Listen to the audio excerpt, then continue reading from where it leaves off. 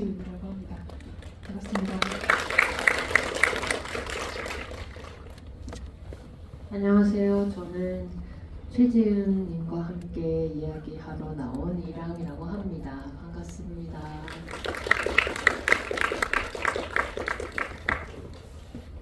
이 뒤에 있는 오픈 채팅방에 들어오셔서 이제 영화 보시고 느끼신 것들, 생각하신 것들, 나누고 싶으신 이야기, 그리고 저희에게 질문하실 만한 내용 있으시다면 저희가 답변을 할 수 있을지 모르겠지만 최대한 여러 가지 이야기 나눠보도록 하겠습니다. 네, 영화 재밌게 보셨나요? 이 영화에 대해서 스텔란 스카르가드가 그런 말을 했더라고요. 불행에 대해서 이야기하면서도 재미있을 수 있다는 걸 보여준 영화라고 했는데 저도 무척 공감을 합니다. 네, 이랑님도 먼저 사죄하고 시작하실 게 있으시죠? 네, 제가 인스타와는 달리 수정이 되지 않는 트위터에다가 현 X 트위터에다가 센티멘탈 블루라고 홍보를 해버렸어요. 그래가지고 RT가 어느 정도 됐는데 수정이 안 되니까 너무 수치스럽고 네, 그런 상황이었는데 제 트윗을 보시고 저의 책 편집자님이 또 당당하게 인스타에 센티멘탈 블루를 홍보해 주신 거예요. 그래가지고 제가 그걸 캡처해서 인스타에 수정이 되니까 대표님 센티멘탈 밸류예요. 이렇게 네, 했던 큰 실수를 했지만 너무 입에 붙어가지고 센티멘탈 블루. 그래도 다른 제목으로 틀린 것보다는 센티멘탈 블루가 그나마 좀 맥락상 통하는 게 있지 않나 그런 생각을 합니다. 네. 정말 죄송해요. 우리나라의 미디어 관계자 여러분들. 네, 좀 블루하긴 하다고 말씀을 해주셨는데요. 이 영화는 처음에는 두 자매에 대한 이야기로부터 시작을 했다고 하죠. 감독이 이 자매 두 사람이 같은 집에서 나고 자랐는데 왜 이 사람들의 삶에 대한, 세상에 대한 생각이나 살아가는 방식이 이렇게 다를까에 대한 이야기를 해보고 싶어서 이제 이 이야기를 시작을 하게 됐고, 원래는 아버지라는 존재는 영화의 상당히 후반부에 집어넣으려고 계획을 했다고 합니다. 그런데 이 아버지가 어떤 사람인지, 어떤 종류의 예술을 하는 사람으로 한다, 뭐 이런 것들을 설정을 하고 이야기를 쓰다 보니 아버지가 막 팔꿈치로 밀치듯이 앞으로 자꾸 이야기의 그 전면으로 나오게 됐다, 이런 얘기를 이제 감독과 작가가 나누는 걸 봤어요. 근데 영화를 보신 분들은 이 아버지가 왜 그랬는지 참 너무나 아실 수밖에 없을 것 같다는 생각이 듭니다. 이랑님께서는 어떠셨는지 궁금해요. 이 예술을 하는 사람으로서, 그러니까 감독이기도 하고 배우로서의 역할도 하셨었고 가족의 이야기를 쓰기도 하는 사람으로서 정말 이 영화를 보면서 많은 생각이 드셨을 것 같은데요. 너무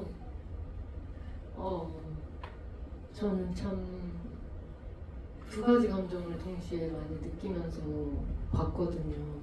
쉽게 말하면 예술은 정말 굉장하다. 예술이 할 수 있는 일이 정말 많고 너무 굉장하다라는 마음과 진짜 꼴깍 떨고 있네 라는 그 두 가지 마음이 계속 동시에 드는 거예요. 이 영화에서도 저도 제 이야기를 이제 작품으로 계속 만드는 사람으로서 제가 가지고 있는 가장 고통스러운 기억이나 힘든 일들을 계속 여러 번 작품으로 만들면서 거기서 많이 치유도 되고 다음으로 나아가는 계기가 되기 때문에 계속 작품을 제 이야기로 만드는 동시에 어떤 힘든 일들을 겪을 때, 제가 아니라 다른 사람이 겪을 때도 뭔가 이 일이 곧 너에게 토양이 될 것이고 너가 다음 작품을 만드는 데 있어서 좋은 토양이 될 거다라고 말을 하고 있는 스스로에게도 너무 뭐라 그럴까, 꼴깍 떨고 있네라는 생각이 들거든요. 차라리 맛있는 거 먹고 푹 쉬라고 말을 하지, 이게 좋은 작품이 될 거야. 그리고 이 작품으로 우린 더 성장할 수 있을 거야 같은 말을 하는 게 되게 우습게 느껴질 때가 있어요. 이 수치심, 치욕스러운 감정은 뭐 때문에 오는 걸까요? 직업 예술인으로 살고 있는 동시에 직업 예술인 때문에 수치스러운 게 있거든요. 뭐든지 다 예술로서 어떻게 하려고 하는 게 비겁하다라고 느낄 때도 있는 거예요. 그러니까 어떻게 보면 되게 현실적으로 예를 들면 가족한테 더 친절하게 하는 내 행동으로 바꾸는 것으로 더 이 가족이 좋아질 수도 있는데 그게 아니라 가족을 떠나서 영화 시나리오를 쓰고 있는 사람이 된 거잖아요. 구스타프는 그런 식으로. 하지만 결국에 그 시나리오가 있기 때문에 딸들하고 다시 어떤 화합하는 계기가 되고 그걸로 꼭 우리가 그랬잖아 저랬잖아 얘기를 하지 않아도 그 작품을 같이 만드는 것으로서 또 어떤 치유의 과정을 같이 겪기도 하는 것인 동시에 꼴값 떨지 말고 그 시간에 딸들랑 옆에 있어 주지 그래? 라는 마음도 동시에 같이 드는 거죠. 근데 그게 이제 저한테도 동시에 드는 생각인 거예요. 이 영화를 처음 보신 분들도 계실 것 같고 또 2번 이상 보신 분들도 계실 텐데 참 이 작품은 첫 번째로 볼 때에 알 수 있는 것과 두 번째로 볼 때 보이는 것들이 참 많이 다르다는 생각이 들더라고요. 그래서 영화를 처음에 볼 때는 저도 구스타프에 대해서 좀 더 냉정하게 정말 흔한 이기적인 예술가 남성 그리고 감독이라는 사람 이런 점을 좀 봤었는데 두 번째로 볼 때는 이 사람의 삶의 맥락이라는 걸 좀 더 알고 보게 되니까 또 되게 달라지기도 하더라고요. 근데 어쨌든 이 사람을 보면 방금 이랑이 말씀하신 것처럼 예술이라는 게 내 삶에서 가장 우선에 있는 사람이 가까운 사람들에게 그리고 일상생활을 어떻게 살아가는가 그런 디테일이 너무 좀 징그러울 만큼 잘 나와 있잖아요. 여러분도 막 보면서 정말 질린다 싶으셨던 장면들이 있으실 거예요. 저도 그런 게 몇 가지가 있었는데 이랑님은 이미 하나 뽑으신 게 있죠. 뭐예요? 키친타월. 네, 진짜 너무 화가 나서 키친타월을 통째로 물에 적셔가지고 이렇게 와인 흘린 걸 닦고 있는 아버지의 모습. 평생 상을 안 닦아본 사람 같은 그런 평생 키친타월이라는 게 뭔지 모르는 사람의 모습이죠. 그리고 저는 여러 장면이 있었지만 아그네스의 아들 에리크를 내 영화에 출연시키고 싶다고 이야기를 하고 아그네스는 사실 그걸 원하지 않죠. 자기는 어린 시절에 아버지 영화에 출연을 이미 했었고 그때 기억은 너무 행복했고 우주가 나를 중심으로 도는 것 같다고 느꼈는데 어느 날 아버지는 그냥 우리를 두고 사라졌어. 그 뒤, 그 단절의 경험 같은 게 이 사람한테 너무 큰 상처인데 난 아이와 잘 살고 있고 이 아이에게 굳이 그런 경험을 주고 싶지 않다. 그 영화에 출연하게 만들고 이런 것들을 주고 싶지 않다고 생각을 했는데 그때 구스타프는 사실 안 들리잖아. 딸이 하는 말이. 이게 얼마나 좋은 얘긴데 왜 그걸 안 하려고 해? 그러니까 이 사람이 나빠서 그러는 게 아닌 거야. 그러니까 되게 정말 못되게 보려고 이러는 게 아니라 이 사람은 그 순간에 세상에서 내 영화가 정말 중요하고 가치가 있고 당연히 거기에 참여하는 것은 너의 아들에게도 엄청 좋은 일일 거야 라는 걸 정말 너무 믿고 있기 때문에 저렇게 나오는데 그래서 결국은 아그네스가 제발 그만하시라고 화를 내잖아요. 그런 장면이 정말 기억에 남는 의도하지 않은 채로 상처를 주는 사람의 모습이라는 걸 좀 느낄 수가 있었습니다. 영화를 두 번째 보시니까 첫 번째 볼 때랑 다르게 아버지가 등장하는 초반부터 어쨌든 우리는 이 아버지가 이런 이야기를 들고 왔다는 걸 아는 상태로 두 번째 보게 됐을 때는 확실히 아버지의 속도감을 다르게 느끼는 것 같아요. 되게 자기 인생 전반에 가장 커다란 질문이었던 엄마가 왜 나를 두고 자살했을까 같은 어떤 평생의 질문을 아주 노년이 돼서야 어렵게 꺼냈고 그걸 빨리 딸들하고 이야기하고 그걸 영화로 만들고자 엄청난 그 만남의 순간을 기다렸기 때문에 좀 들고 온 거잖아요. 근데 영화를 처음 보는 분들한테는 너무 초반에 아빠가 막 시나리오를 내면서 이거 만들어야 돼, 이거 만들어야 돼라고 하니까 왜 지랄이야라고 느낄 수 있는 속도감인데 두 번째 볼 때는 확실히 이걸 얼마나 빨리 이제 사람들하고 나누고 싶었는지가 되게 느껴져서 이제 저한테 있어서도 그런 치욕스러운 뭔가 내가 엄청난 걸 만들었다고 느꼈을 때 제가 냈던 속도를 생각했을 때 되게 공감이 됐어요. 예를 들어서 저는 이제 음악가로 데뷔하기 전에 집에서 혼자 노래를 만들면 그날 바로 녹음을 하고 그걸 새벽에 친구들한테 다 메일로 보냈거든요. 2000년대 초반에 노래를 오늘 방금 만든 노래를 녹음해서 새벽 2시, 3시, 뭐 4시 이럴 때 한 10명한테 메일로 다 보내요. 그 다음에 아침이 되면 왜 답장이 안 오지? 이러면서 연락을 해가지고 들어봤어?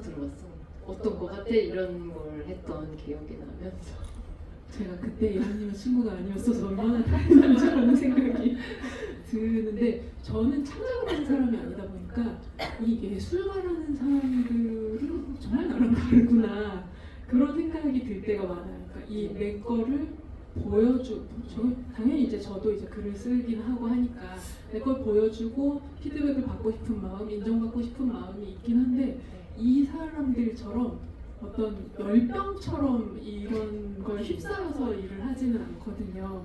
그래서 되게 그런 게 참 신기하다는 생각이 들고 그 두 번째로 볼 때 이 구스타프의 속도를 어떻게 보게 되는가에 대한 얘기를 하셨는데 처음에 볼 때는 아버지가 노라에게 시나리오를 주면서 내 영화에 출연해라 라고 얘기를 할 때 정말 근데 우리 아버지가 예술하는 사람이 아니지만 네, 한국의 아버지들의 화법하고도 참 비슷하다는 생각이 드는 거예요. 그러니까 내 자식을 별로 존중하지 않고 말하기. 내가 봤을 때 이거 좋으니까 해라 라고 말하는 그 태도. 근데 이 사람은 사실 15년 동안이나 장편을 만들지 못했고 어떻게 보면 이 영화계에서도 이미 그러니까 거장이라고 불리우지만 사실 어떤 사람들은 저 사람 한물 같잖아 라고 뒤에서 얘기하고 있는 사람이잖아요. 그래서 그 영화제가 열리는 도시의 레스토랑에 갔는데 이미 거기에 웨이터는 관계자 아니시면 출입 안 됩니다 라는 얘기를 하는 그리고 구스타프도 그런 현실을 계속 마주하고 있는데 나는 이 작품을 그래도 꼭 하고 싶고 그리고 그걸 가장 잘하는 방식 그리고 또 우리 가족의 관계라는 거를 회복하는 그 길은 노라를 여기에 캐스팅하는 거다라는 거를 나는 알고 있는데 얘를 어떻게 설득할 것인가 그리고 설득하는 방법에 대한 준비가 되어 있지 않아서 막 연극이라는 거는 이래서 싫고 너는 왜 뭐 그런 나이 든 사람들만 보는 고전을 하고 있냐 뭐 영상 아닌 건 내 취향도 아니다 근데 딸은 또 거의 아버지 아직도 영화 하고 있는지 몰랐는데요 이런 식의 태도를 보이는 이 부녀 간의 긴장이 되게 있죠. 근데 처음에는 그냥 저 사람이 이기적이라서 그러니까 구스타프가 이기적이라서 저렇다라고만 생각을 했는데 나중에 볼 때에는 이 사람이 왜 이 이야기에 이렇게 마음이 급한지 그리고 이 사람의 나이라는 걸 생각하면 더더욱 그렇죠. 나에게 시간이 별로 많이 남지 않았다는 걸 알고 있으니까 그래서 그런 것들을 보면 영화에 좀 더 많은 결들이 보인다는 생각이 들더라고요. 그리고 채팅방에 여러 가지를 올려주시는데 뭔가 밈 같은 건가요? 이게 그 스텔란 스카르가드 그러니까 이 구스타프 역할의 배우가 자식이 8명인데 그 중에 한 4~5명 정도가 배우로 일을 하죠. 그 중에 첫째랑 다섯째인가 여섯째인 빌이 가장 이제 그 중에서 유명한 배우고 그래서 얼마 전에 이 알렉산더 스카스가드와 이 아버지가 이 연기와 뭐 이런 활동에 대한 대담을 했었는데 알렉산더가 이 아버지한테 자기 자신을 연기하는 건 어떤 경험이냐 이런 식으로 얘기를 하죠. 그랬더니 스텔란이 그건 너무 무례한 말이다 뭐 이런 식으로 발끈하는 그런 제스처를 취해서 되게 좀 재밌었는데 계속 이 대담에서 아들이 아버지를 놀립니다. 아, 내가 아버지의 부재에 대해서 얘기를 하자면 사람들은 다 내 편을 들어줄걸요? 이런 식으로. 근데 정말 그것이 약간 서로 짜고 치는 대화일 수도 있지만 또 어떤 부분에서는 상당히 진실일 거라는 생각이 들어서 좀 재미있더라고요. 네. 놀랍게 이 아버지가 자기 영화를 만드는 데 있어서 자기 딸도 설득을 못 하잖아요. 근데 영화 감독의 가장 큰 능력치는 남을 설득하는 것인데 너무 수많은 인원이 필요하기 때문에 그 모든 인원들을 설득하는 힘이 있어야 영화가 만들어질 텐데 저렇게 설득을 못하는 사람이 어떻게 영화를 만드나 하는 생각이 들었어요. 근데 그 여기서도 딸하고 소통할 때는 정말 엉망진창이죠. 딸은 아버지랑 그냥 대화가 안 된다고 생각하고 정말 말을 섞으면 화만 난다라고 생각을 하는데 넷플릭스 가서는 잘하고 넷플릭스 가서 설득을 잘하는 거예요. 그 스텝이나 이 사람이 구스타프가 레이첼에게 이야기를 할 때 배우와 이야기할 때에는 너무너무 소통이 잘 되는 사람인 거예요. 근데 그러네요. 자 생각해보세요. 지금 여기서 이 이야기를 하고 있는 나도 가족과 이야기할 때의 방식과 일할 때 그 태도는 너무 다르잖아요. 그럼요. 나중에 손으로 생각해 네, 보시죠. 물론입니다. 그래서 사실 저는 이런 노라도 톤으로 엄마랑 얘기해 본 적이 없어요.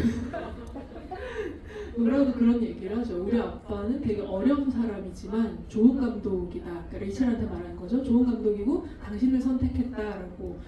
그걸 봤을 때 사실 이 사람은 정말 좋은 감독인 건 맞죠. 그러나 가족으로서는 거의 빵점이었던 사람이기 때문에 이 이야기가 만들어진 거고 감독이 영화 안에서 들어야 된다는 메시지를 몇 번 이야기를 하죠. 그래서 나중에 후반에 그 레이첼이 자기 연기에 너무 자신이 없어서 굉장히 표정도 굳어 있고 그런데 그것에 대해서 구스타프가 너무 긴장하지 말라고 하지 않아야 될 것은 귀를 닫는 것뿐입니다라는 얘기를 해주는데 그 이야기가 사실은 영화 안에서 이 관계들을 관통하는 이야기이기도 한 것 같아요. 그래서 좀 재미있는 게 영화의 초반에 노라가 무대에 서기 전에 정말 난리가 나잖아요. 막 공황을 일으켜서 막 도망치고 네. 붙잡아서 올리려고 하는데 올라가는 척하다가 다시 도망치고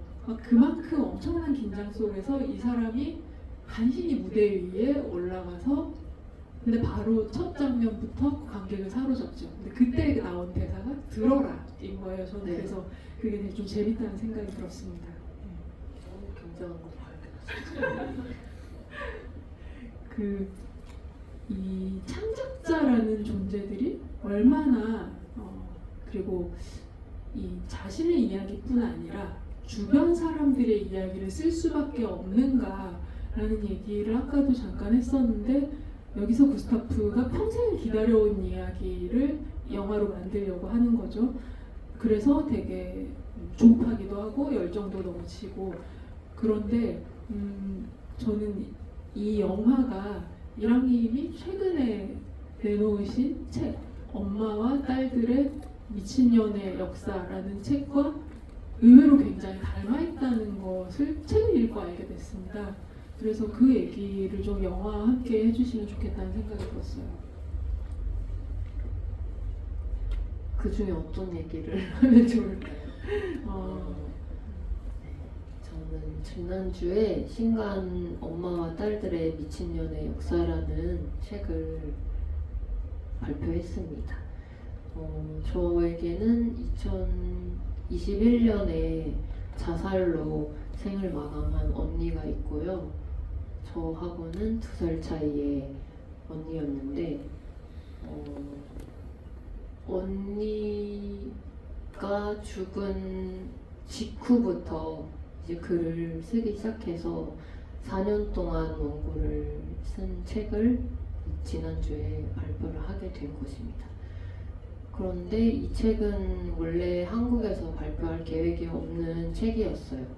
처음에 엄마를 인터뷰하면서 이 글을 쓰기 시작했는데요.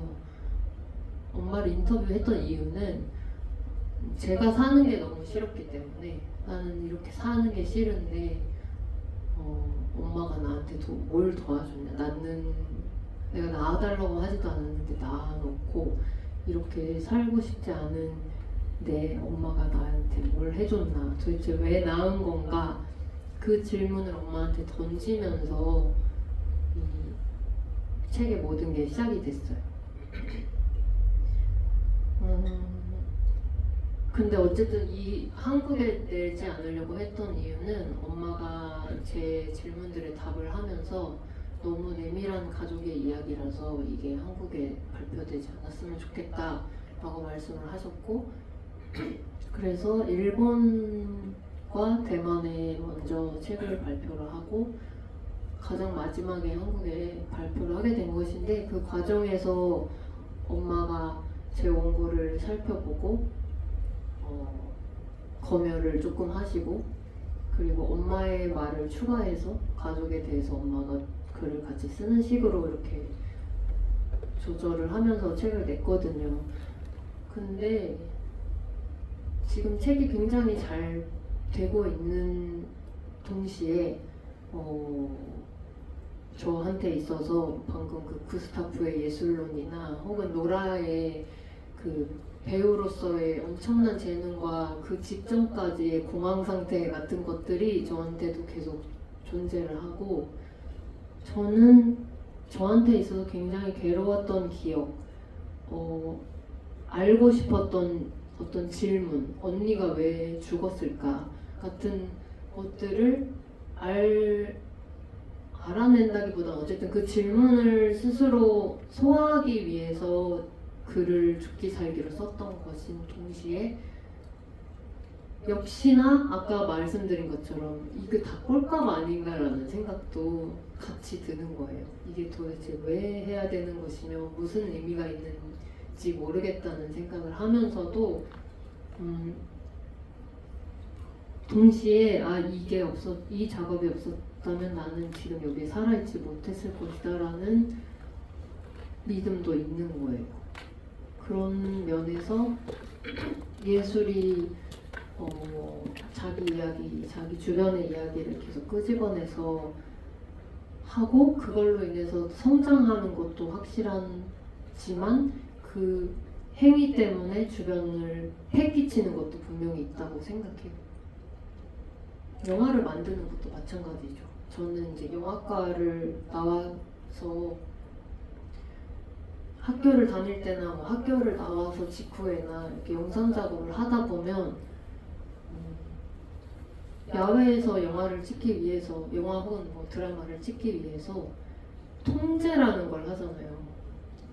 행인들을 통제하고 잠깐만 여기 영화 찍으니까 잠깐만 뭐 서주세요 라든지 일로는 지나가지 말아주세요, 뭐 여기 카메라 보지 말아주세요, 이런 것들을 계속 한단 말이죠. 근데 학생 시절에는 그거를 하는 제 자신이 되게 뭐랄까 약간 으스대면서 하는 마음도 있었어요. 우린 영화라는 걸 찍고 있어. 이건 너무 중요한 일이야. 그러니까 잠시 너네를 멈추겠어 하는 마음이 있었는데 점점 왜 이렇게 폐를 끼치면서 이 짓을 해야 되지? 라는 생각이 들고, 그치만 또 통제하지 않으면 이건 영원히 완성될 수가 없고 하니까 그런 딜레마 속에서 예술이라는 건 결국 폐를 끼치는 것은 확실하다. 그것을 인지를 하고 미안해하는 마음과 그 다음에 책임지는 마음을 가지고 예술을 해야겠다라는 생각으로 또 변하고 했었어요.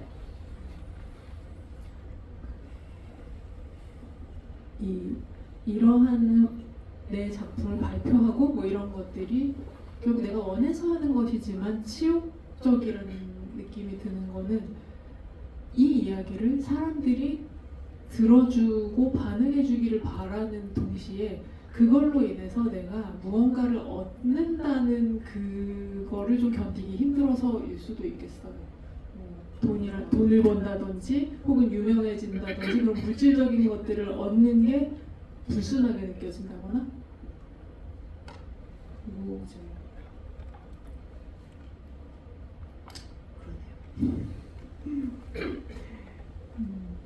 그리고 이제 어떤 분들이 채팅방에서 노라에겐 너무 싫은 얘기겠지만 구스타프와 노라가 닮았어요 라고 하셨는데 그거 되게 중요한 지점이죠. 그래서 영화 중간 후반쯤에 이 세 가족, 그러니까 노라, 아그네스와 구스타프의 얼굴이 계속 이제 서로 섞이는 장면이 있잖아요. 그리고 또 노라와 구스타프는 성격적으로도 닮았는데 그 조카에게 아버지가 되게 막 어떤 나이대에 맞지 않는 영화, DVD 같은 걸 선물을 해줄 때 이제 아버지 나름대로는 이게 좀 재밌는 거라고 생각을 하는 건데 그때 약간 그 아그네스는 우리 집에서는 이거 재생도 안 된다 이런 얘기를 하지만 노라는 사실 그 상황 자체가 되게 재밌다고 생각해서 계속 웃고 있거든요. 그리고 이 둘이 이제 집 밖에 나와서 담배 피고 막 이럴 때는 서로 말을 하지 않지만 그냥 즐거운 분위기. 근데 이 사람들은 이제 말만 섞으면 싸우는 그런 모습을 보게 되는데 내 부모가 너무 저 사람 왜 저러지? 라고 생각하면서 살다가도 나이를 먹으면서 이 사람을 이해하게 되는 거에는 사실은 내가 저 사람하고 되게 닮았다고 느끼는 순간도 있고 혹은 이 사람에 대해서 내가 많이 알게 됐을 때 좀 더 그 싫지만 지긋지긋한 면이 있지만 이해를 하게 되는 측면이 있는 것 같아요. 그래서 저 같은 경우에는 제가 한 2년 정도 전에 ADHD 진단을 받았는데 이게 상당히 유전적인 요소가 있다고 하더라고요. 근데 저는 딱 그 진단을 받는 순간 이건 아빠 유전이구나. 내가 너무나 싫어했던 아빠의 자기중심적인 태도, 남의 말을 안 듣고 막 어떤 자기가 꽂힌 거에 대해서만 얘기하는 뭐 그런 성격, 이게 나한테도 있지만 아빠한테도 있는데 그것이 이제 유전이고 그 우리의 ADHD 사람적인 측면이구나라는 걸 알게 되고 나서부터는 아빠랑 얘기를 할 때 예전만큼 화가 나진 않더라고요. 저 사람 저래서 그런 거고 사실 나도 저런 점을 닮았지라는 걸 알게 되니까요. 근데 이제 이랑님은 부모님과의 관계에 있어서 내가 저 사람이 너무 저러는 게 싫은데 내가 닮았다라는 걸 느끼셨거나 혹은 내가 이 사람에 대해서 더 알게 됨으로써 그를 이해하게 된 경험이 있으세요?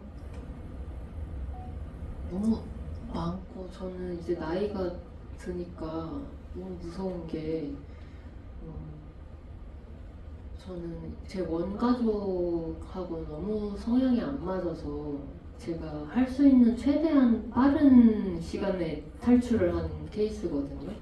고등학교를 입학 직후에 자퇴를 하고 검정고시를 최대한 빨리 본 다음에 바로 집을 나오게 된 것인데 그 뒤로는 계속 저는 집 밖에서 살았으니까 그래서 제가 집을 나올 때가 뭐 17세, 18세 정도였는데 그때의 엄마 아빠 얼굴이 여전히 저한테는 그게 엄마 아빠 얼굴인 거예요.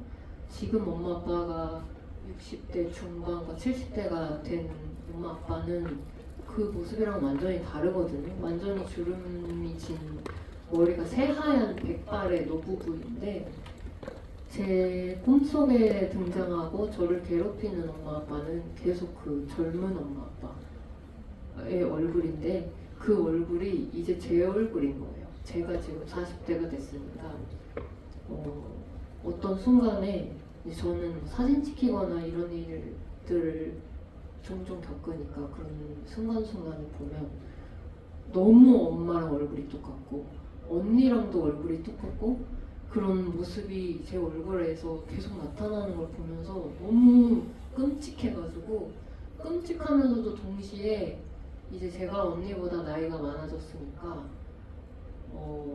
저한테는 언니지만 실제로는 제가 더 이 세상을 많이 산 사람으로서 언니 얼굴이라고 생각했던 얼굴이 제 얼굴에서 나오는 모습을 보면서 뭔가 이들의 삶을 다 합쳐서 대신 살고 있다는 느낌도 같이 들더라고요. 예를 들어서 저희 엄마가 사실은 자기의 젊은 시절에 성취하고 싶었던 어떤 일들이 있고 그걸 이루지 못했기 때문에 미쳤던 사건들이 있거든요. 근데 저는 이제 직업을 갖고 있는 여성으로서 엄마가 하지 못한 어떤 직업적 성취를 이루고 있는 속에 있는 엄마의 얼굴, 그리고 언니가 생을 중단한 38세의 얼굴이 제 얼굴 안에 계속 겹쳐져 있는 게 느껴지고, 그런 것 때문에 이 영화에서도 노라와 동생과 아빠 얼굴이 계속 이렇게 겹쳐지면서 있는 장면이 굉장히 일차원적이라고 생각하면서도 동시에 되게 직관적이었어요. 되게 이해가 되는 장면이었어요. 이 영화에 나오는 그 집의 역사 안에서 가족의 이어짐이라는 게 있잖아요. 뭐 고조 할아버지가 이 집에서 죽고 거기서 뭐 할머니가 태어나고 이 가족들이 살고 뭐 어떻게 해서 여기까지 왔는가가 쭉 나오는 것처럼 결국 이 가족 안에서 이어지는 역사라는 것에 대한 이야기를 사실은 그 장면에서 정말 직관적으로 보여줬던 것 같고, 또 이 가족과 그 가족 바깥에서 들어온 사람이 있죠. 레이첼이라는 인물인데 엘르페닝이 연기를 했고 너무나 독특한 역할이죠. 이게 완전히 가족 얘기로만 끝나지 않는다는 점에서 네, 이제 이 인물은 이랑님도 잠시 얘기를 하셨었지만 어떤 허영이 좀 있는 사람이죠. 되게 스타고 인기가 많고 물론 이제 돈도 있고 영향력도 있는데 내가 지금 어디로 가고 있는지 잘 모르겠고, 이게 어느 정도의 성취를 한, 특히 아직은 젊은 여성들이 많이 느끼는 감정인 것 같아요. 내가 어떤 성취를 이뤘지만 사실 진짜 내가 원하는 것을 하고 있는지 잘 모르겠다라고 헤매이는 이 상태 같은 것들이 좀 재미있었는데, 그래서 이 구스타프의 영화를 찍게 되고, 그런데 그 와중에 다시 헤매게 되는 그런 장면들이 되게 좀 재밌었습니다. 그래서 저는 이 레이첼이 구스타프의 시나리오를 보면서 나는 근데 왜 이 인물이 자살을 결심하는지 잘 모르겠다고 말하는 장면이 좀 재미있었어요. 우울한 상태인 건 알겠는데 아이가 있지 않냐. 저는 제가 이제 결혼했는데 아이 없이 11년째 살고 있고 앞으로도 아이를 가질 예정이 없는데, 그래서 저하고 같은 방식의 삶을 살고 있는 여자분들을 많이 인터뷰를 하고 이 엄마됨이라는 것에 대해서도 계속 많이 생각을 하는데 많은 엄마들이 그런 이야기를 해요. 아이가 있다는 거는 내가 죽을 수가 없다는 거야. 애를 두고 죽을 수가 없는 거야. 그만큼 이 모성과 모성애라는 건 강력한 거다라는 이야기를 하는데, 레이첼도 아마 여기서 엄마가 안 돼본 사람이겠지만 그렇게 생각하는 거죠. 아이가 있는데 왜 죽지? 어떻게 그럴 수가 있지? 근데 그것에 대해서 구스타프가 그게 당신이 생각해야 되는, 답을 찾아야 되는 일이라는 얘기를 하는데, 그 장면이 참 그거는 아마도 구스타프도 평생 동안 생각해 왔지만 아직 답을 찾지 못한 일이 아닐까, 그런 생각이 들었습니다. 이 죽음을 사람이 선택을 할 때 무엇을 생각하는가, 그리고 이걸 시도하는 사람들, 실행에 옮기는 사람들, 그래서 그것에 대한 이제 이랑님의 생각도 좀 궁금했어요. 구스타프에게는 구스타프가 그 자살자의 자녀였기 때문에 그 질문이 평생을 따라다녔을 거라고는 생각을 해요. 엄마가 어떻게 나를 두고 자살할 수 있지? 심지어 나는 엄마가 자살한 그날 뭔가를 잃어버려서 집에 한 번 더 들어갔었고, 그때도 엄마는 분명히 나한테 굉장히 미소 지어주고 따뜻하게 대했었는데 내 얼굴을 보고도 그 직후에 방에 들어가서 자살을 어떻게 할 수가 있지라고 평생 생각했을 것 같아요. 하지만 구스타프의 엄마이기만 하진 않았던 어떤 여성에게 있어서는 그날 하루는 아주 오랫동안 준비하고 연습을 거듭하고 실행에 옮긴 굉장히 중요한 날이었을지도 모르겠다고 생각을 하거든요. 그래서 그 인물의 관점에서 보면 그 날에 자기가 해야 되는 일이 너무 명확하고 그 명확한 일을 하기까지의 그 앞에 수많은 시간들이 있었을 거고 그게 있었기 때문에 그 과정에서 어린 아들이 잠깐 집에 들어오는 일이 그렇게 큰 변화를 가져오지는 못한 순간이었을 거라고 생각을 해요. 그것을 영화로 다시 만들면서 이 주인공 여자를 연기하는 배우와 함께 그 인물을 다시 생각하면서 아마 구스타프도 그 점을 알았을 수도 있고 몰랐을 수도 있는데 만약에 알게 됐다면 그걸로도 좀 해소가 되는 게 있었을 거라고 생각하고요. 이건 아들인 7살인 나만의 이야기가 아니다. 죽은 저 여자의 이야기이기도 하고 어떤 순간을 공유했으나 이건 완전히 다른 두 사람의 이야기라서 단순히 우리 엄마는 어떻게 나를 두고 자살할 수가 있어로만 끝나지 않는다는 걸 알았을 것 같고요. 방금 말씀드렸던 어떤 죽음을 계획하고 실행에 옮기는 사람의 경우 그건 저의 언니를 포함해서 저도 자살 시도를 해본 적이 있기 때문에 저한테도 제가 돌보는 고양이가 있고 제 주변 관계들이 있었지만 어떤 것을 홧김에 뭐 뛰어내리고 이런 게 아니라 정말 차근차근 나의 인생은 죽음을 위해서 존재하고 있다. 그리고 난 그것을 실행할 것이다 라고 이렇게 준비해 나가는 시간도 분명히 저도 있었고 자살자들 중에 자살한 분들한테도 그런 시간들이 많이 있었던 것 같아요. 그래서 아마 주변에 자살자가 있는 분들은 많이 죄책감을 가지고 마지막 순간에 대한 얘기를 진짜 많이 하거든요.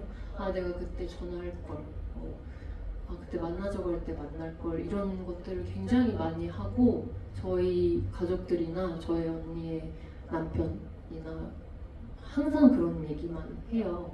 하지만 또 다르다는 거죠. 그 순간 하나가 바꾸지 못하는 것들도 많이 있다는 거죠. 말씀하신 것처럼 그 한순간에 이걸 바꿀 수 없다라는 거는 이 영화가 가족의 이야기이기도 하지만 가족만의 이야기가 아니라는 점에서 볼 때 더 그런 것 같습니다. 여기서 카린의 역사, 그러니까 구스타프의 어머니의 역사에서 좀 중요한 사건이 반나치 선전 활동을 하다가, 그러니까 제2차 세계대전 중이죠. 그때 이제 잡혀가서 고문을 당하고 그 감금당에 있다가 그러니까 2년간의 수감 생활을 마치고 돌아와서 평생 이 당시의 일을 말하지 않았다고 하죠. 그래서 마치 아무 일도 없었던 것처럼 결혼을 하고 아이를 낳고 일상을 살아가다가 7살 된 아이를 두고 죽는 거예요. 근데 우리나라에서도 이제 뭐 일제강점기나 6.25 같은 그런 전쟁의 역사를 우리는 사실은 어떠한 역사였는지 공유를 하고 있고 각 집안마다 그 우리 가족의 역사 안에 그러한 사건들이 미친 영향들이 있잖아요. 뭐 할아버지의 형제들 중에 납북된 사람이 있다던가 뭐 혹은 연좌제로 인해서 누가 피해를 받고 뭐 누군가가 고문을 당한 친척이 있다던가 뭐 이런 식의 역사들이 있는데 노르웨이의 역사에서도 이 시대에 있었던 일들, 그러니까 나치의 점령을 당하고 그리고 저항 활동을 하던 사람들이 이 카린과 같은 그러니까 대학생들을 중심으로 이 저항 활동을 했었는데 1943년에 이들에 대한 어떤 대대적인 검거 작전이 펼쳐져서 굉장히 많은 사람이 잡혀가서 고문을 당했는데 전쟁이 끝난 뒤에 이 사람들은 그냥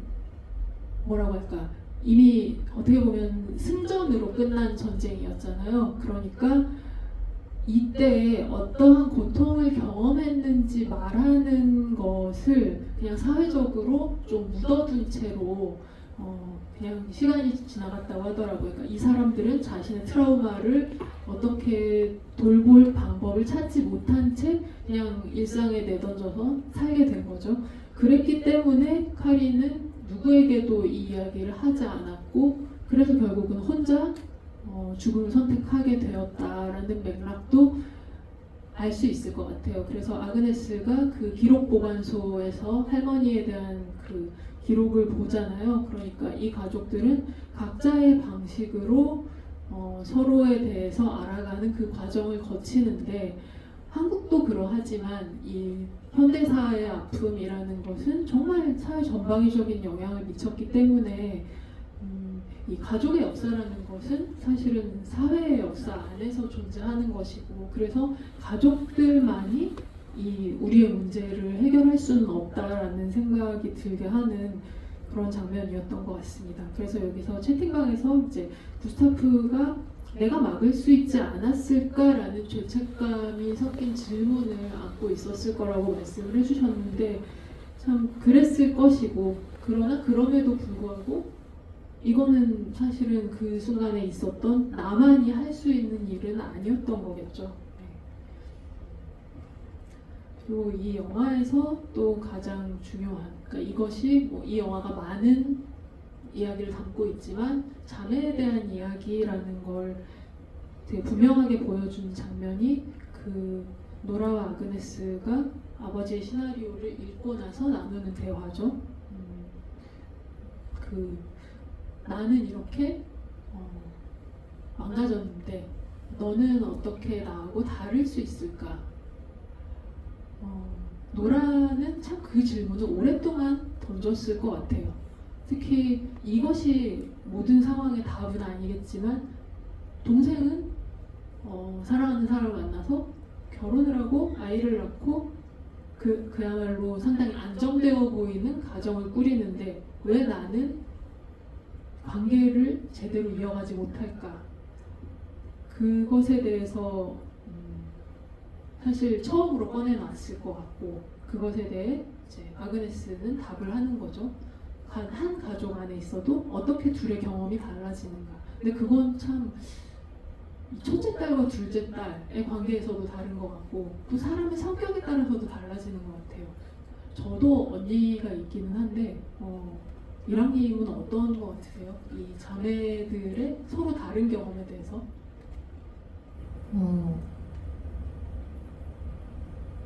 언니가 거기 노라가 나는 이렇게 망가졌는데 라고 말을 했을 때 되게 놀랬어요. 왜냐면 언니도 예술가로서 자기에 대한 자긍심이 있는 사람이잖아요.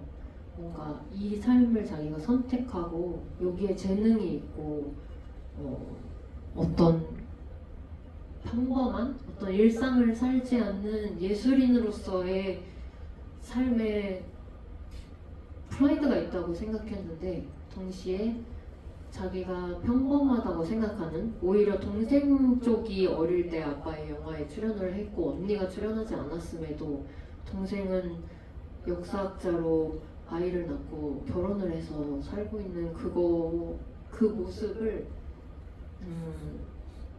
자기 쪽이 망가졌다라고 말을 하는 거가 되게 놀라웠고 근데 그 부분도 저한테 있어서 되게 많이 공감이 됐었어요.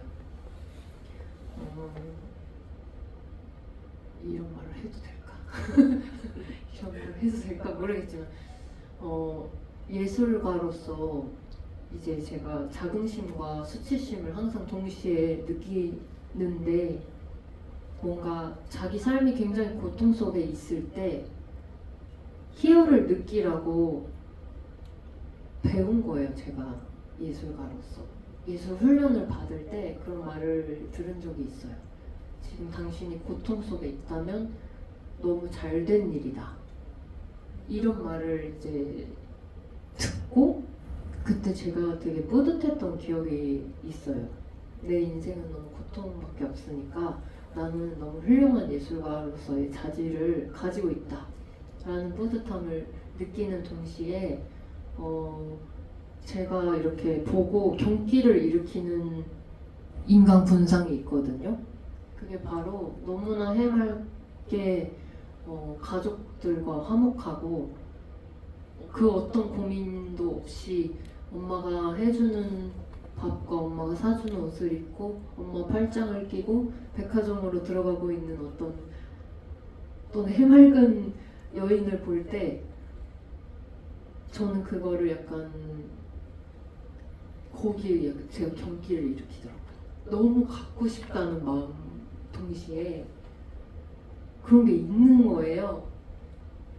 그냥 쉽게 말하면 어떤 공주 같은 사람을 봤을 때에 내가 가지고 있는 고통이나 재능이나 작품이나 명성 이런 게 다 필요 없고 나는 행복한 공주가 되면 얼마나 좋을까. 이런 뭐 노래고 뭐 아무것도 안 해도 되고 그냥 오늘 하루 되게 행복한 공주였으면 좋겠다라는 열망이 있다는 것을 스스로 느낄 때가 있거든요. 그러면서 그 생각에 또 수치심을 느끼게 되더라고요. 그래서 아마 노라도 그런 것들이 왔다 갔다 하지 않을까. 내가 누구보다 관객들을 압살할 수 있는 탤런트가 있는 동시에 귀여운 어떤 조카의 모습이나 그 동생의 남편을 볼 때나 이런 모습에서 아 나는 망가졌구나 하는 순간을 계속 느끼지 않을까 싶었어요. 특히 되게 가슴이 아렸던 장면이 유부남과 이제 뒹굴뒹굴 하면서 아 유부남이기 때문에 이게 너무 편한 관계다 라고 말을 하지만 그 친구가 이혼했다는 소식을 듣자마자 이제 야유회인지 뭔지 같은 데서 갑자기 키스를 갈기려고 하잖아요. 이제 안 숨겨도 되잖아 하면서 키스를 하려고 할 때 딱 거절당했을 때 그 사람 배우가 이제 드러내는 수치심이 있었거든요. 당황스러움과 수치심이. 그런 것들을 순간순간 자기가 느낄 때 내가 원하는 삶은 전혀 이런 게 아니야 라고 말하는 동시에 너무 이 안정된 이 평범한 삶을 갖고 싶다. 그렇지 않은 내 삶은 망가져 있다 라고 말한 것 같아요. 그 감정, 그러니까 꼭 어떤 결혼과 정상가족을 완성하는 이게 아니더라도 내가 마음을 줄 어떤 존재라는 것을 노라는 계속 원하는 것 같고 그거에 여기서는 집이라는 말로 표현을 하죠. 근데 그게 시나리오에서 구스타프도 집이 있어야 해요라고 애원하는 그런 대사를 넣었고 노라도 아그네스에게 너는 집이 있잖아라고 이야기를 하는데 사람이 이 공적인 영역에서의 성취와 별도로 그냥 내가 안식처라고 느낄 만한 어떠한 대상, 관계 혹은 공간을 굉장히 갈망하는데 그걸 얻지 못하는 것을 나의 문제다라고 생각하면 이제 이 자기 혐오와 뒤섞여서 계속 되게 괴로운 마음을 가질 수밖에 없는 것 같아요. 아까 이 채팅방에서 어떤 분이 아그네스가 왜 할머니인 카린의 기록을 찾아본 걸까요? 라고 얘기를 하셨는데 이 자료를 읽는 장면은 맞아요. 아버지의 시나리오를 읽기 전입니다. 아마도 그 아버지의 시나리오에 대한 이야기는 들었었는데 결국 우리 가족의 문제라는 것을 어디서부터 접근해야 될까라는 고민을 하면서 이 사람은 직업이 역사학자이다 보니까 자기가 할 수 있는 방식으로 그렇게 접근을 했던 게 아닐까라는 생각이 들더라고요. 그리고 지금 시간이 약 10분 정도 남았는데 여러 가지 질문들을 해주고 계시네요. 저 백화점 가는 공주들에 대한 얘기를 보니 잠깐 생각난 얘기가 있는데 저는 사회생활을 그 다큐멘터리 보조 작가로 시작을 했었어요. 그래서 그 중에 저희가 하던 게 현대사와 관련 다큐멘터리여서 여러 가지 자료들을 봤었는데 그 중에는 이제 뭐 박정희 정권 때의 그런 사법살인 같은 그런 자료들도 있었죠. 그래서 그때 굉장히 무고한 사람들을 그냥 범죄자로 몰아서 사형을 시킨 그런 류의 사건들도 있었는데 그때 그런 법관들이 있잖아요. 뭐 대법관이라든지 이런 사람들 좀 악명 높은 몇몇 사람들이 있었는데 저는 자료를 봤으니까 그 사람들을 기억을 하죠. 근데 그 일을 하던 즈음에 어느 날 제가 갤러리아 백화점에 갔었는데 그 대법관 중에 한 사람, 노인인 그 한 사람이 아마 손녀 정도였던 것 같아요. 손녀를 데리고 정말 단란한 할아버지와 손녀의 모습으로 그 명품관을 돌아다니는 거를 봤어요. 되게 잊을 수가 없더라고요. 저 사람은 무고한 사람을 그냥 죽음으로 몰아넣고 평생을 정말 고위층의 삶을 살고 자식들과 손자 손녀들에게도 아주 큰 재산과 사회적 지위를 물려주면서 그렇게 살아왔겠구나. 저 가족의 저 행복한 순간은 그러면 누군가의 불행과 죽음을 토대로 만들어졌겠구나.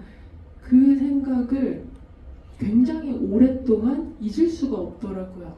근데 그런 것들, 그러니까 지금 어떤 사람들이 누리고 있는 행복이라는 것은 이 사회 안에서 어떻게 형성된 것일까라는 생각을 좀 하게 됩니다. 네.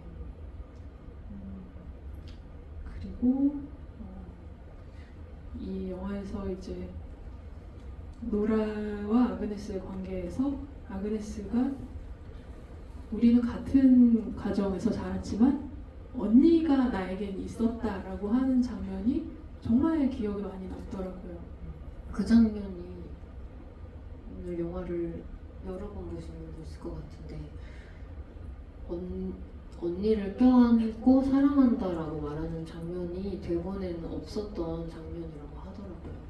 그래서 그 동생 역을 하는 배우가 그 장면을 연기할 때 너무나 저 사람을 안아주고 싶어서 참을 수가 없었고 하지만 이게 약속된 움직임이 아니기 때문에 만약에 배우가 너무 그 고정된 자리에서 벗어나면 카메라도 못 따라가고 여러 가지로 애로사항이 많이 발생하니까 자기가 이 장면에서 움직여서 침대로 가서 언니를 껴안아도 되는지 이제 고민을 하고 실제로는 하지 않고 이렇게 참으면서 연기를 해 나가고 있었는데 이 요아킴 트리에라는 감독이 특이한 점이 모니터를 보는 감독이 아니라 연기를 하고 있는 배우 가까이에서 그들을 보면서 감정적으로 되면 오케이를 내리는 감독이라고 하더라고요. 그래서 아마 가까이에 감독이 있었기 때문에 자기가 이 침대로 올라가서 언니를 안으려고 하고 싶다는 것을 알아차리고 감독이 오케이를 해서 움직여서 침대 위로 올라가서 언니를 안고 사랑한다는 말까지 하게 되었다고 그 인터뷰에서 계속 나오거든요. 그 이야기가 되게 좀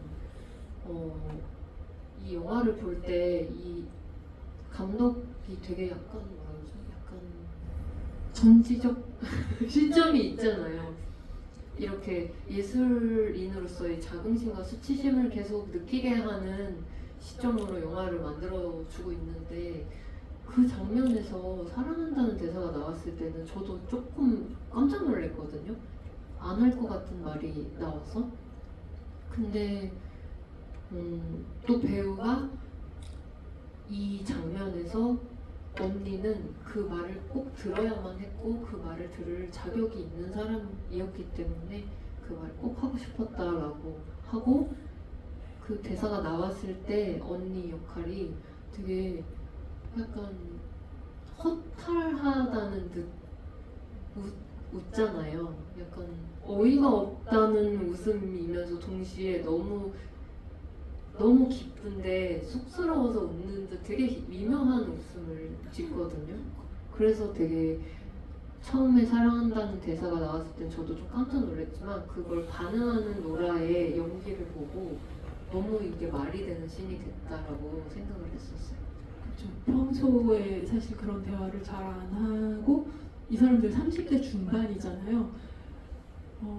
그렇게까지 친밀한 관계가 아니라고 생각했는데 사실은 가장 필요한 말을 해주는 사람이고, 아마 노라는 자기가 동생에게 그렇게 해왔다는 거를 스스로는 인식을 못했을 것 같아요. 근데 이 동생에게는 그만큼 그게 큰 의미였다는 것, 그리고 그 사람, 이 동생의 인생에 나는 굉장히 중요한 사람이었구나라는 걸 깨닫는 장면이 되지 않았을까 싶습니다. 저는 이 장면 보면서 좀 떠오른 것은, 제가 말씀드렸던 것처럼 저는 그 아이를 낳지 않고 살기로 한 여성들을 되게 많이 인터뷰를 하는데, 이분들 중에 이제 부모로 인한 상처 때문에 아이를 나는 굳이 낳고 싶지 않다, 그러니까 이 가족의 굴레를 반복하고 싶지 않다고 생각하는 분들도 있어요. 근데 이런 분들의 고민 중에 하나가, 나는 이렇게 생각하는데 같은 부모 밑에서 자란 내 동생, 내 언니는 아이를 낳았거나 낳고 싶다고 한다. 그렇다면 나는 왜 이런 걸까? 나는 이 나이를 먹어서도 부모에게서 벗어나지 못하는, 여기서는 이 망가진이라는 표현을 사용하죠. 나한테 뭔가 문제가 있나라는 생각을 하시는 분들이 되게 많아요. 근데 저도 이런 여러 경우들을 보면서 꼭 그런 것만은 아니라는 거를 알지만 이것을 어떻게 설명해야 될지 되게 어렵다고 생각했는데, 이 장면을 통해서 알게 된 것이, 같은 가족 안에서 자랐다고 해서 같은 경험을 하면서 살고 같은 방식으로 삶을 바라보게 되는 게 아니구나, 그리고 그게 왜 그렇게 되는 것인가를 좀 분명하게 알 수가 있다는 생각이 들었습니다. 그리고 이 아버지가 노라에 대해서, 노라가 자살 시도를 했다는 걸 어떻게 알았을까라는 것에 대해서 이제 여러분들이 얘기를 많이 남겨주셨어요. 그래서 구스타프도 시도를 했었던 걸로 보인다, 이런 얘기들, 이런 해석들도 있고요. 그리고 아빠가 과연 이제 알고 있었을 것인가, 이런 얘기들.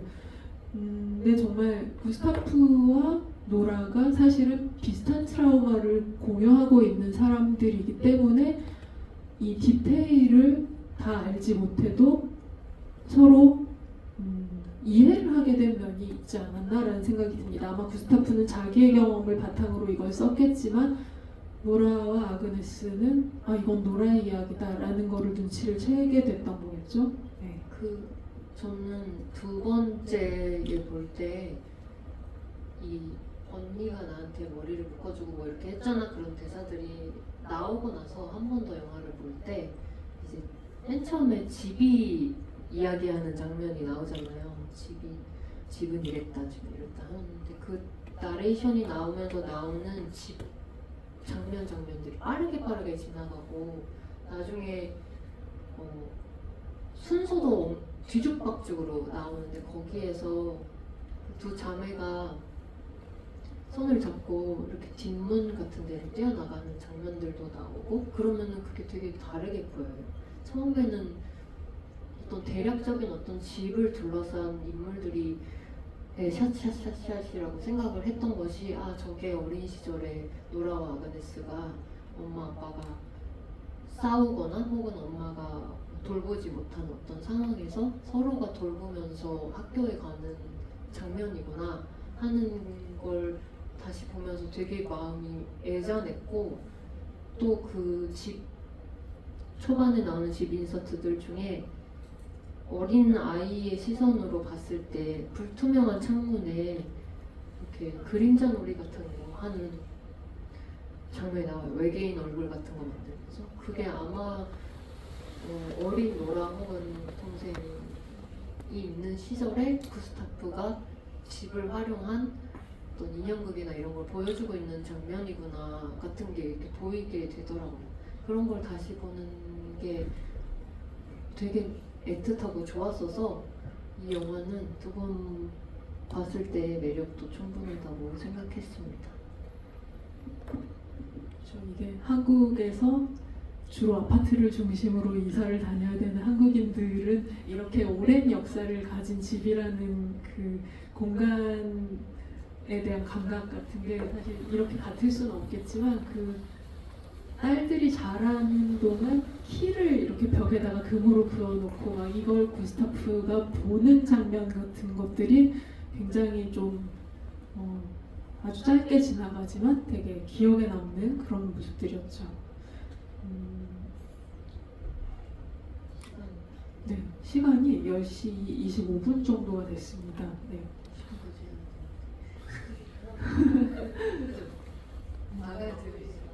마무리해야 되나요 벌써? 네. 되게 여러 가지 얘기를 남겨주셨는데 여기 다 나누지를 못하는 게 좀 아쉽네요. 흥미로운 해석들도 있고요. 그리고 사실은 여기서 이 나이 들어가는 사람으로서의 구스타프의 심리 묘사 같은 것들도 되게 인상적이었습니다. 네. 다 이야기하지 못해서 아쉽지만 만약에 이 창작자로서 나이가 든다는 것이 무엇인가라는 거에 좀 더 흥미가 있으시다면 넷플릭스에 있는 코민스키 메소드를 한 번씩 봐주시면 참 좋을 것 같다는 생각이 들고요. 어쨌든 이랑님은 마지막에 이렇게 해서 찍은 영화가 망하면 어떡하지라는 걱정을 했다고 말씀을 하셨어요. 맞아요. 제가 보기에는 이제 넷플릭스가 빠졌고 그 다음에 제작비가 없어가지고 집을 리모델링해서 팔은 것 같고 그 판 비용으로 독립장편을 만들고 있는 상황 같았는데 이제 망하면 어떡하지라는 생각을 하면서 불안해하면서 영화를 봤습니다. 그래서 사실 마지막 장면에 이 노라와 아버지가 서로 미소를 짓지만 일정한 간격을 두고 떨어져서 서 있잖아요. 그러니까 이 사람들이 완벽하게 화해를 했다라고 말할 수도 없고 막 친밀한 관계가 됐다라고 볼 수도 없을 것 같아요. 근데 그리고 이 영화가 정말 망할 수도 있겠죠. 운이 좋으면 이제 멀리 한국 땅에 건너와서 일반 관계를 남기고 그럴 수도 있겠지만 근데 이 영화가 어떻게 되든 결국 이 센티멘탈 밸류라는 작품이 보여주는 것은 그냥 이 가족이 서로 굉장히 분열되어 있던 가족이 각자의 방식으로 서로의 이야기를 듣게 됨으로써 자신을 이해하게 되고 또 상대를 이해하게 되는 그런 과정을 담고 있다는 면에서 혹시 영화가 망하더라도 그렇게 슬픈 엔딩은 아니지 않나 그런 생각을 하게 됩니다. 이 날씨가 좋은 평일 황금 같은 저녁 이 시간까지 함께 이 자리에서 이야기를 들어주셔서 정말 감사하고요. 네, 너무나 반가운 만남이었습니다. 돌아가셔서 영화에 대한 이야기 또 많이 남겨주시고 준비도 많이 권해주시길 바랍니다. 감사합니다.